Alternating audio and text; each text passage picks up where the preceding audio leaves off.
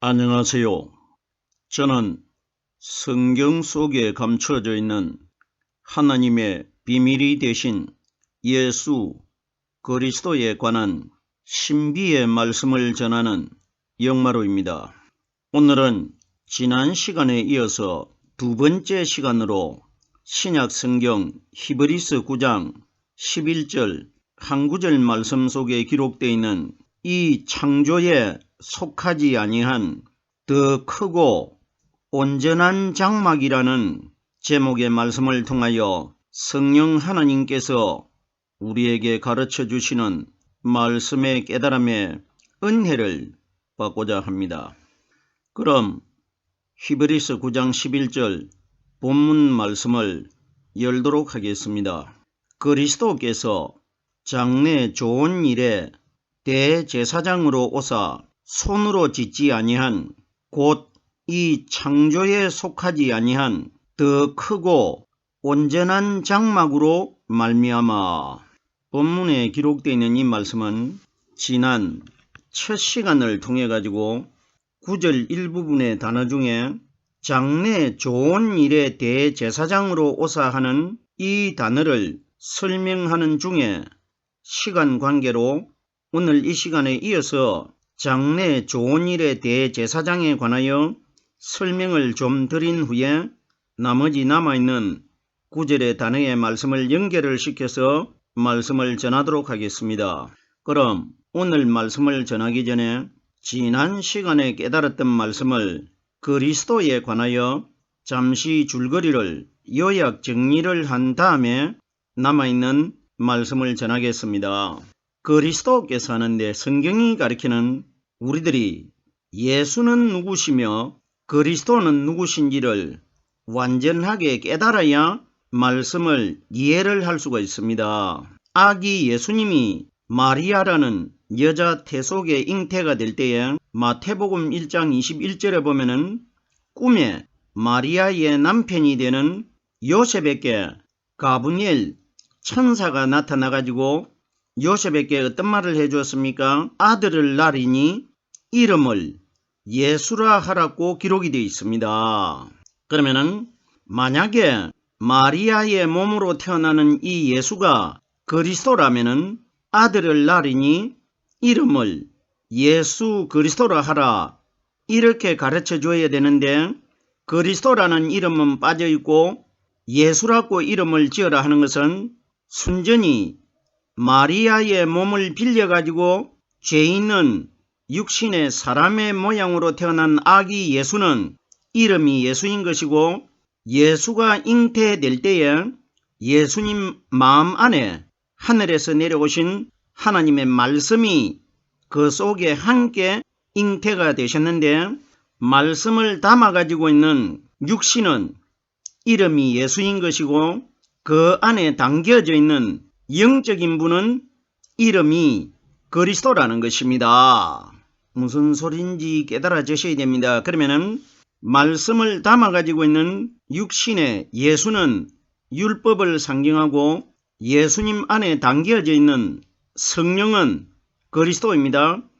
그리스도는 복음을 상징하는 겁니다. 그리고 율법의 예수는 그림자이고 예수님 안에 담겨져 있는 그리스도가 하나님의 본체라는 것입니다. 자, 그러면은 그리스도께서 장래 좋은 일에 대제사장으로 오사 장래라는 때는 오순절날을 가리킵니다. 장래에 관하여 요한복음 16장 13절 말씀해 보면은 예수님께서 말씀을 하셨습니다. 진리의 성령이 오시면 자의로 말하지 않고 오직 듣는 것을 말하시며 장래의 일을 너희에게 알리시리라 기록되어 있는데 오순절날 오신 성령은 우리 사람들에게 필요한 장래에 일어날 일들을 우리에게 미리 가르쳐 주신다. 이 원리가 아니고 성경이 가리키는 장래의 일을 너희에게 알리시리라 하는 것은 마지막 심판 때를 장래에 일어날 일이라고 합니다. 왜? 심판은 분명히 일어나기 때문에. 그러면 성령이 오시면 너희에게 장래의 일을 알리시리라는 것은 성경에 기록되어 있는 이 말씀을 통해서 성령 하나님이 우리들에게 마지막 심판 때에 어떤 사람이 구원을 받을 수가 있고 어떤 사람이 구원을 받을 수 없다는 것을 우리에게 미리 영적으로 말씀을 통해서 깨닫게 해주실 것이라 이것이 기록된 겁니다.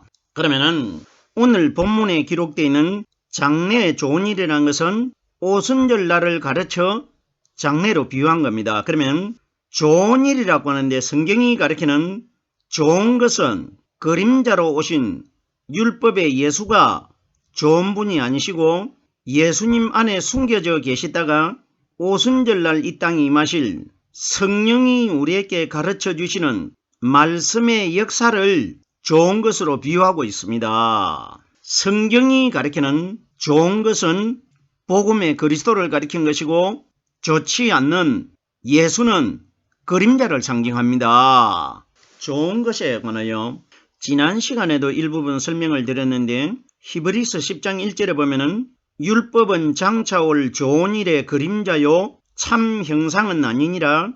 율법은 바로 마리아의 아들 대신 율법 시대에서 태어난 예수를 율법이라고 합니다. 그러면 율법은 장차 오순절날 이 땅에 임하실 성령 그리스도께서 우리에게 깨닫게 해주시는 말씀의 그림자 역할을 하신 것이지 이 땅에 오신 예수님이 복음의 좋은 일을 하시는 분이 아니었다는 것입니다. 계속해서 보십시오. 좋은 것이 오순절날 이 땅에 임하신 성령이 좋은 것이라는 것이 마태복음 3장 10절에 보면은 좋은 열매 맺지 아니하는 나무마다 찍혀 불에 던지우리라. 좋은 것이 오순절날 이 땅에 임하신 성령이 우리에게 가르쳐 주시고 깨닫게 해주시는 말씀을 좋은 것으로 비유합니다. 그러면 좋은 열매를 맺지 않았다는 것은 사람의 마음 속에 들어있는 말씀을 열매라고 합니다. 그러면 말씀이 좋은 열매의 말씀이 있고 좋지 않는 열매의 말이 있는데 좋은 열매를 맺은 사람은 성령으로 말씀 깨달은 사람들이고 좋은 열매를 맺지 못한 사람들은 성령으로 말씀 깨달지 못한 사람들입니다. 그러면 좋은 열매 맺지 아니하는 나무마다 하는 것은 성경이 가리키는 나무는 사람을 나무로 비유합니다. 그러면은 나무마다 하나님이 나무를 찍어 가지고 왜 불에 던져 넣겠습니까?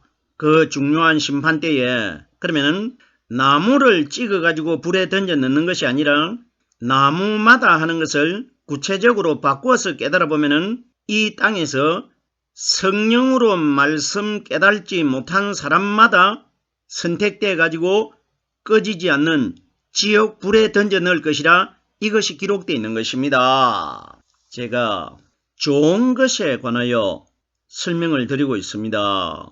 마태복음 7장 11절 말씀에도 기록이 되어 있고 누가복음 11장 13절 말씀에도 똑같은 내용이 기록되어 있는데 내용은 똑같은데 예수님이 하신 말씀이 단어적으로 조금씩 차이가 있다는 것입니다.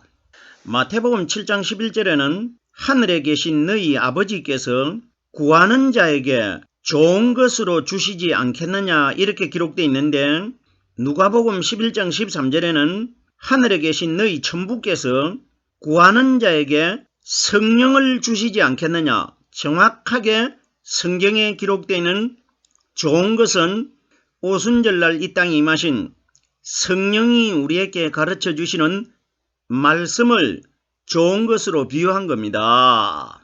자, 그러면은 본문으로 돌아오겠습니다. 장래 좋은 일에 대제사장으로 오신다는 것은 오순절날 이 땅에 임하신 성령은 무덤 속에서 상징입니다.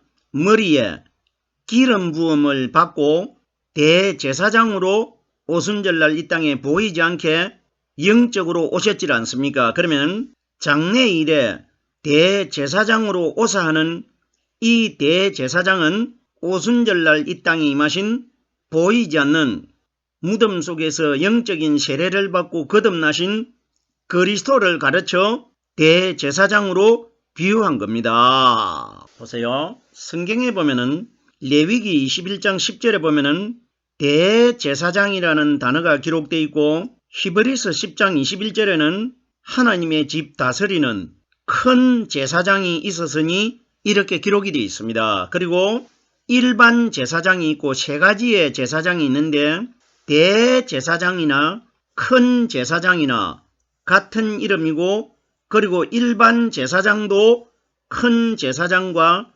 대제사장과 같은 동일한 이름입니다. 성경은 사람의 직분을 가리켜 대제사장이 있고 일반 제사장이 있고 큰 대제사장이 있는 것을 기록한 것이 아니라 성경 전체의 말씀의 기준은 무덤 속에서 거듭나실 성령 그리스도에 관하여 기록이 되어 있기 때문에 그러면은 대제사장도 무덤 속에서 기름 부음을 받고 거듭나신 그리스도를 가리킨 것이고 큰 대제사장도 무덤 속에서 거듭나신 그리스도이고 일반 제사장도 거듭나신 성령 그리스도를 가리킨 것입니다. 성경은 사람이 중요해가지고 하나님이 대제사장들을 성경에 기록한 것이 아니라 신약시대에 무덤 속에 3일 동안 장사되어 계시다가 새벽에 거듭나시는 그리스도가 기준되어 있기 때문에 성경에 기록되어 있는 대제사장이나 큰 제사장이나 일반 제사장들은 다 무덤 안에서 기름 부음을 받고 거듭나실 그리스도에 관하여 다 기록된 것입니다.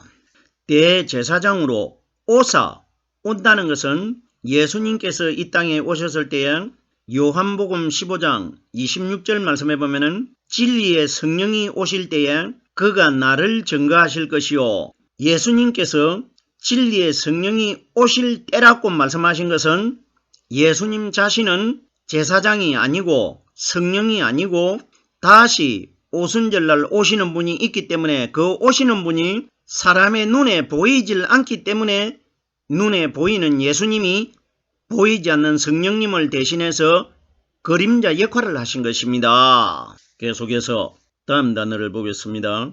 대제사장으로 오사 손으로 짓지 아니한 이 세상의 인류 전체는 땅에 있는 흙으로 아담이 창조되었기 때문에 아담 이후로 태어난 현재 이 세상에 살고 있는 사람들 전체는 하나님이 땅에 있는 흙으로 손으로 창조하셨습니다. 그러면은 손으로 짓지 않았다고 기록되어 있는데 그러면은 손으로 짓지 아니한 분이 그리스도라면은 마리아의 아들 되신 예수는 분명히 손으로 지은 아담의 후손이 되는 마리아에게서 태어났기 때문에 마리아의 살과 마리아의 뼈를 가지고 태어났기 때문에 예수는 손으로 지은 사람이고 예수님 안에 들어있는 그리스도는 손으로 지은 사람이 아니라 말입니다. 무슨 소린지 깨달아 주셔야 됩니다. 이 말씀이 이사야 60장 21절 말씀해 보면은 그들은 나의 손으로 만든 것으로 그들이 누구냐? 현재 이 땅에서 살아가고 있는 인류 전체는 하나님께서 손으로 만드셨습니다. 계속해서 보십시오. 이사야 64장 8절 말씀해 보면은 우리는 진흙이요 주는 토기장이시니 우리는 다 주의 손으로 지으신 것이라. 인류 전체는 다 죄를 가진 아담의 몸으로 태어났기 때문에 다 손으로 지었는데 오늘 본문에 손으로 짓지 않았다는 분이 누구냐? 그리스도입니다. 보세요. 마리아의 아들 되신 예수는 손으로 지은 아담의 후손이었고 아담의 후손이 되는 예수님 안에 예수가 잉태될 때에 하늘에서 내려오신 가브리엘 천사가 하나님의 말씀을 가지고 내려왔는데 그 말씀이 바로 하나님 아니십니까? 그러면은 예수님 마음 안에 들어 계시다가 33년이 될 때에 새벽에 무덤 속에서 바깥으로 나오신 분은 흙으로 만든 아담의 후손인 예수가 아니었고 흙으로 만든 예수님 안에 들어 계셨던 성령 그리스도 하나님이시라는 것입니다. 하나님은 손으로 지은 분이 아니질 않습니까? 그러면 무덤 속에서 부활하신 성령 그리스도 한 분만 이 세상에 유일하게 손으로 지은 흙으로 만들어진 사람이 아니고 반석 속에서 신령한 영적인 몸으로 거듭나셨다는 것입니다. 하나님의 몸으로 손으로 짓지 않은 곧 이 창조에 속하지 아니한 이 세상에 있는 예수님을 포함해서 인류 전체는 다 창조에 속했습니다. 창조에 속했다는 것은 천지를 창조하실 때 하나님이 6일째 되는 날 아담과 하와를 창조하셨지 않습니까? 그러면 아담과 하와를 통해 가지고 이 세상에 인류 전체가 번성이 됐지 않습니까? 그러면 이 창조에 속하지 않았다는 분은 무덤 속에서 인류 최초로 오직 유일하게 단 한 분만 영적인 육체를 가지고 그리스도로 거듭나셨지 않습니까? 그분이 바로 하나님 아니십니까? 그러면은 이 창조에 속하지 아니하나는데 예수님께서 이 땅에 오셨을 때 어떤 말씀을 하셨느냐? 요한복음 8장 23절 말씀해 보면은 너희는 이 세상에 속하였고 나는 이 세상에 속하지 아니하였고 너희는 아래서 났고 나는 위에서 났느니라 이런 말씀을 하셨습니다. 그럼 보세요. 조금 전에 제가 지금까지 여러 번 설명을 드렸습니다. 눈에 보이는 예수는 우리들과 똑같은 땅에서 나셨습니다. 그런데 보세요. 예수님이 말씀을 하실 때 나는 위에서 났고 너희는 아래서 났고 너희는 이 세상에 속하였고 나는 이 세상에 속하지 않았다고 하는데 그럼 우리들이 분명히 예수님이 이 세상에 속하였고 이 땅에서 태어났습니다. 그러면은 우리들이 이 원리를 깨달아야 예수님이 하신 말씀을 이해를 할 수가 있지 않습니까? 그러면 이것이 예수님이 하신 말씀이 어떤 말씀을 하셨느냐? 말씀을 하시는 마리아의 아들 되신 예수는 죄를 가진 우리 사람과 똑같기 때문에 똑같은 죄를 가진 예수는 예수님이 이 땅에 오셔가지고 소개를 할 필요가 없습니다. 왜? 우리와 똑같은 죄인이기 때문에. 그러면은 예수님이 전적으로 소개하는 분은 나는 위에서 났다고 하는 분은 땅에서 태어나는 예수가 잉태가 될 때에 잉태된 예수님 안에 하늘에서 내려온 가브리엘 천사의 말씀이 어린 아기 예수님 안에 함께 잉태가 됐기 때문에 나는 위에서 났다고 한 겁니다. 그러면 예수님이 300일 만에 태어나실 때에 예수님 안에 들어있었던 성령 하나님은 어린 아기의 과정을 거치는 분이 아니기 때문에 그 안에 들어있는 성령의 영은 33살로 들어있었습니다. 그러면은 나는 위에서 났다는 것은 마리아에게서 태어난 우리와 똑같이 아래에서 태어난 예수를 소개한 것이 아니고 예수님 안에 들어 계시는 성령 하나님을 소개하셨기 때문에 나는 위에서 났고 나는 이 세상에 속하지 않았다 이렇게 기록된 겁니다. 자, 그러면은 이 창조에 속하지 아니한 분이 누굽니까? 예수는 이 세상에 속했고 하나님이 손으로 지으신 분이고 이 세상 창조물에 속해져 있었지만은 그리스도께서는 손으로도 짓지 아니하셨고 이 창조물 속에 함께 창조되지 않았단 말입니다. 무슨 소린지 깨달아져야 됩니다. 보세요.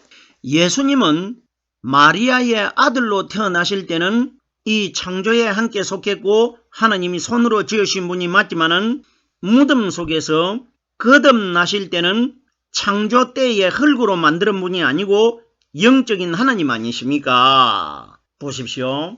이 말씀이 예레미야서에 보면 어떻게 기록되어 있느냐? 여자가 남자를 안으리니 이렇게 기록되어 있고 여호와 하나님이 새 창조를 하신다고 기록이 되어 있습니다. 새 창조가 있다는 것은 옛날 창조가 있는데 옛날 창조는 율법 시대 때에 죄를 가진 사람이 만들어졌을 때 사람이 원래는 죄가 없었는데 하나님이 죄가 없는 사람으로 창조했는데 조금 이후에 죄를 받아들여 가지고 죄를 짓게 됐지 않습니까? 그러면 새 창조는 무덤 속에서 인류 최초로 유일하게 죄가 하나도 없는 신령한 그리스도, 하나님의 몸으로 거듭나신 그리스도가 하나님이 새 창조를 시작하신 것입니다. 무슨 소리인지 깨달아져야 됩니다. 그러면 첫 번째 창조는 하나님이 창조는 하셨는데 사람이 죄를 받아들여 가지고 그것은 율법의 창조였고,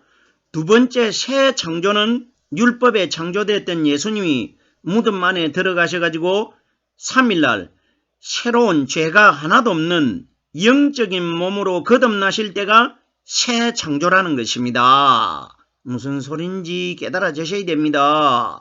곧 이 창조에 속하지 아니한 더 크고 온전한 장막, 그러면은 더 크다는 것은 큰 것보다 작은 것이 있기 때문에 더 큰 것이 있습니다. 그러면 성경이 가리키는 작은 것은 마리아의 아들 되신 예수는 어린 아기로 태어났습니다. 작은 아기로. 그러면 그림자가 되는 율법의 예수를 작은 것이라고 비유한 것이고, 더 큰 것은 예수가 잉태될 때에 그 안에 함께 잉태되셨던 성령 그리스도는 어린 아기의 과정을 거치지 않고 영적인 말씀으로 들어가실 때 33살로 예수님 안에 잉태가 되셨기 때문에, 그러면 성경이 가리키는 더 큰 것은 무덤 속에서 33년이 될 때에 거듭나신 성령 그리스도는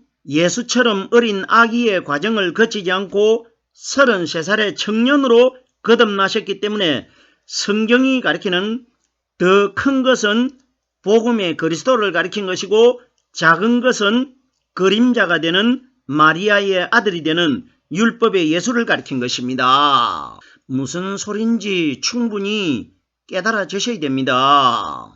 작은 것은 예수이고, 큰 것은 그리스도이고, 작은 것은 율법이고, 큰 것은 복음이라는 것입니다. 계속해서 마지막 소절입니다. 온전한 장막으로 말미암아. 성경이 가리키는 온전하다는 것은 오순절날 이 땅에 임하신 성령은 완전하신 분 아닙니까? 죄가 하나도 없는 분이시기 때문에, 그러면 온전한 것이나 완전한 것이나 단어가 똑같은 내용을 가지고 있습니다. 그러면 온전한 것이 성령 기름 부음을 받고 거듭나신 그리스도라는 것을 어떻게 깨달을 수가 있느냐? 누가복음 6장 40절 말씀해 보면은 제자가 그 선생보다 높지 못하나 무릇 온전케 된 자는 그 선생과 같으니라. 온전케 된 자가 누구냐?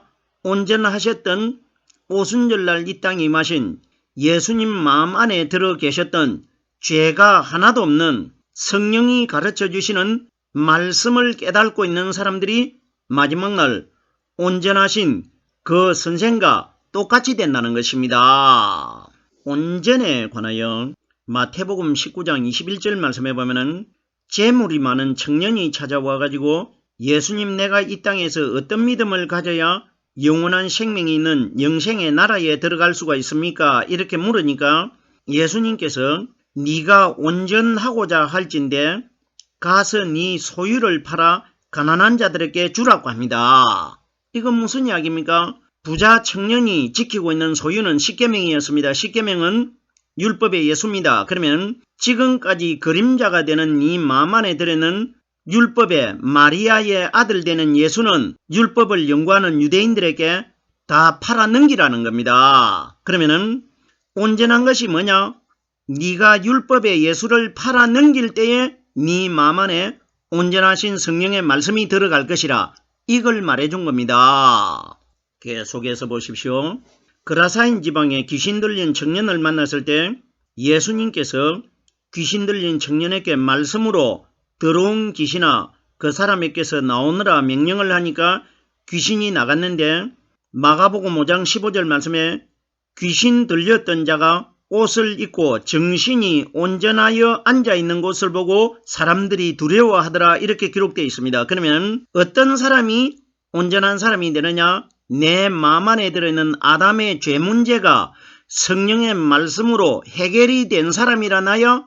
온전한 사람이 된다는 것입니다. 그러면 이 온전함의 대명사가 누구냐? 그리스도라는 것입니다.